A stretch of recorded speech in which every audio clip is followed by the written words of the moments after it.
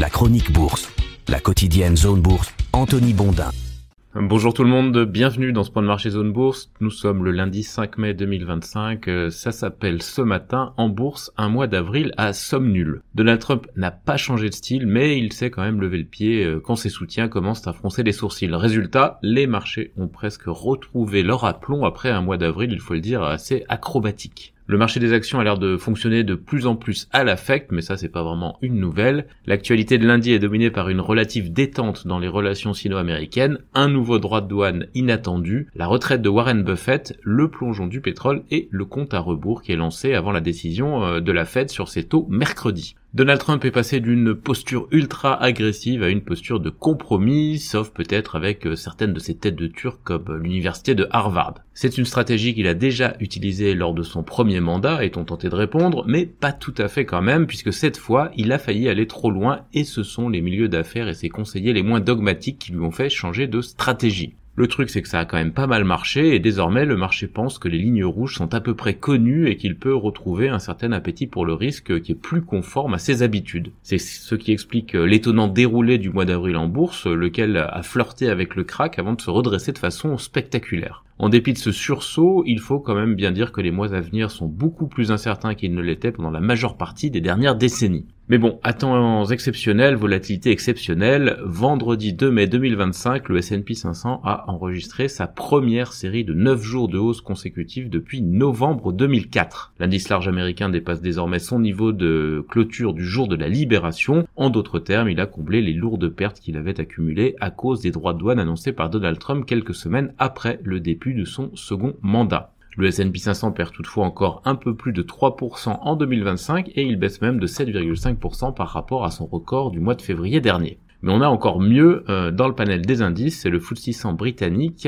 15 séances consécutives de hausse, c'est tout simplement sa plus longue série de gains jamais enregistrée. Il gagne 5,2% en 2025 et pour autant, au jeu des comparaisons, c'est un petit peu moins que le Stoxx Europe 600 qui s'adjuge 5,7% et qui conserve donc une surperformance d'environ 9% sur le S&P 500 en 2025. Mais l'indice majeur le plus prolifique de l'année reste le DAX allemand, plus 16% depuis le 1er janvier. Il a été dopé par le renversement de stratégie budgétaire promis par Berlin. Le volet macro, il reste dominé par la relation commerciale sino-américaine évidemment. La Maison-Blanche multiplie les appels du pied pour ouvrir des négociations avec Pékin, lesquelles finiront bien par se produire à un moment ou à un autre. Le marché, qui est toujours optimiste, espère que cela arrivera avant des dégâts irréversibles sur l'économie mondiale. D'ailleurs, c'est un peu le pari du moment qui constitue une partie de l'explication de la vigoureuse reprise boursière. Un coup de pouce de la Banque centrale américaine est aussi envisagé, mais c'est pas pour tout de suite apparemment. Cette semaine, mercredi précisément, la Fed doit rendre une décision sur les taux directeurs américains. Ce sera vraisemblablement un statu quo, comme les membres de la Banque centrale l'ont laissé entendre tout au long de leur dernière sortie. Malgré les pressions manifestes de Donald Trump et de son secrétaire au Trésor Scott Bessent, les contrats à terme montrent que le maintien du taux des Fed Funds est très consensuel, 97,2% de probabilité ce matin sur l'outil FedWatch du CME. Le gouverneur de la Fed, Chris Waller, a même suggéré vendredi qu'une baisse de taux était peu probable lors de la réunion suivante, c'est-à-dire celle de juin. Il estime que la pause de 90 jours sur les droits de douane réciproques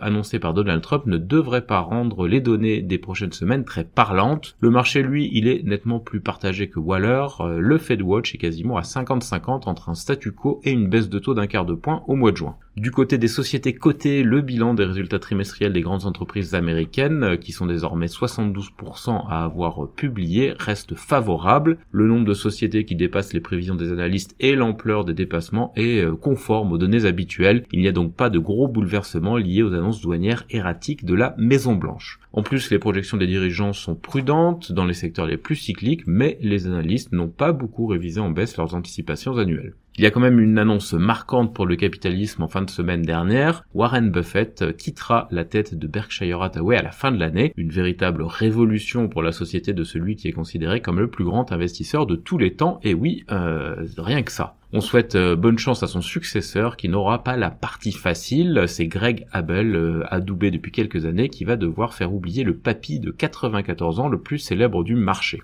Je poursuis avec quelques infos pêle-mêle à connaître pour bien débuter la semaine. Attention, il y en a pas mal aujourd'hui. Le Wall Street Journal croit savoir que la Chine songe à proposer quelque chose aux États-Unis sur le fentanyl pour lancer les négociations commerciales. Donald Trump affirme qu'il n'essayera pas de se séparer du président de la Fed avant la date prévue et qu'il n'envisage pas un troisième mandat. C'est quand même deux infos assez importantes. Xi Jinping, pour sa part, assistera aux cérémonies du 9 mai à Moscou. Des parlementaires américains exhortent la SEC à retirer Alibaba et les autres entreprises chinoises de la cote américaine, ça c'est une info du FT. Du côté français, le Premier ministre François Bayrou évoque un référendum sur un plan de réduction du déficit.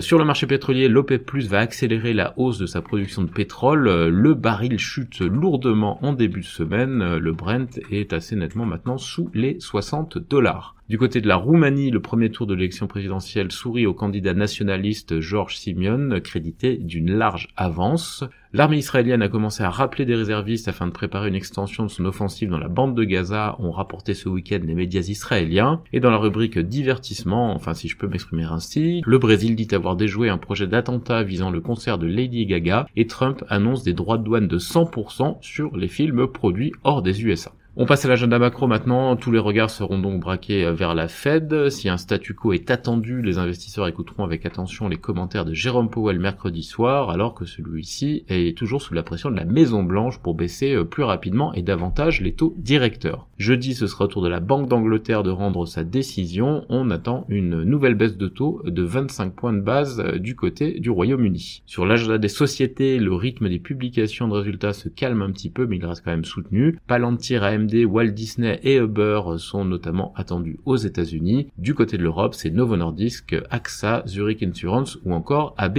InBev. En Asie-Pacifique ce matin, on a pas mal de marchés qui sont fermés pour un jour férié. C'est notamment le cas du Japon, de Hong Kong, de la Corée du Sud et de la Chine continentale. En Inde, le Sensex prend 0,5%. En revanche, côté ASX australien et TAIEX taïwanais, on recule d'environ 0,7%. Les indicateurs européens sont plutôt baissiers après la folle cavalcade haussière de ces derniers jours. Dans l'actualité des sociétés ce matin, en France d'abord, l'AMF a retoqué une nouvelle fois les OPR lancés par Bolloré sur Compagnie du Cambodge, Financière Moncey et SIF Artois. La maison mère d'Altamir a proposé une OPA simplifiée à 28,50€ par action et les titres Faxiam vont être radiés de la cote, quelle que soit la teneur des offres de reprise à la barre du tribunal. Sur l'agenda des publications aujourd'hui, on attend Elis, Ruby, Coface ou encore Coil. Ailleurs en Europe, Shell regarderait avec intérêt son rival BP selon les dernières rumeurs obtenues par Bloomberg. Jaguar Land Rover, la filiale de Tata Motors, reprend ses exportations de voitures vers les États-Unis selon le Times de Londres. Et sur l'agenda des publis en Europe, on a des petites entreprises aujourd'hui, Nifosa et Stabilis notamment. Côté Amérique du Nord, Warren Buffett quittera donc la tête de Berkshire Hathaway à la fin de l'année. Microsoft est redevenu vendredi la plus grosse capitalisation boursière mondiale détrônant Apple. Apple qui a ouvert ses iPhones au paiement hors de sa boutique d'applications comme le lui avait intimé la justice américaine. La fusion entre Bunge Global et Viterra, qui fait partie du portefeuille Glencore, est bloquée par les tensions commerciales entre les États-Unis et la Chine, a rapporté vendredi Bloomberg. Et sur l'agenda des publis aux États-Unis, on a aujourd'hui Palantir, Vertex, Williams Company, CRH, Diamondback, Ford Motor, Cummins, BioNTech, Tyson Foods ou encore ON Semiconductor. Ailleurs dans le monde, Samsung Electronics conteste une demande fiscale indienne de 520 millions de dollars et pointe du doigt les pratiques de son rival Reliance. Sabic, le groupe saoudien, est en perte au T1 et en Australie, Goldfields va racheter Gold Road Resources. Voilà, c'est terminé pour ce point de marché du jour, le premier de la semaine. Je vous souhaite une excellente journée à toutes et à tous.